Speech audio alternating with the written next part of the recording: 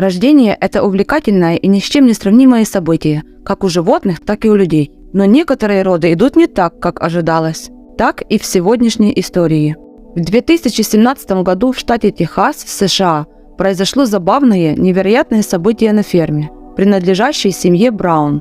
Фермер Джим Браун и его жена Эмили наблюдали, как их корова начала рожать теленка.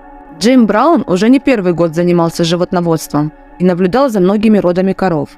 Однако в тот день, когда рожала корова по кличке Леди, был особенным.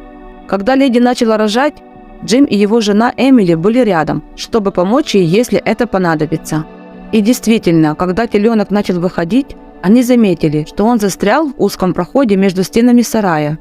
Джим и его сын Джейсон пытались вытащить теленка, но безуспешно. Они понимали, что время идет, а теленок может погибнуть, если не будет вытащен вовремя.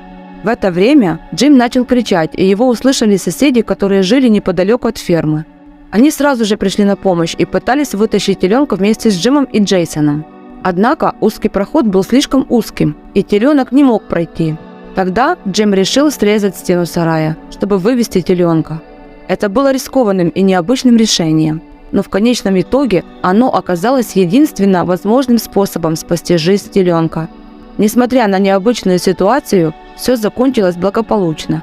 Теленок был вытащен, и назвали его узким проходом, в честь места, где он был рожден и спасен. С тех пор узкий проход стал не только любимцем семьи Браун, но и героем среди местных жителей.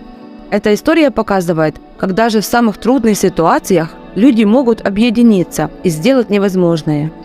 Если вам понравилось видео, жмите лайк и напишите в комментариях свое мнение об этой истории. Подписывайтесь на канал, где вас ждет еще много интересного.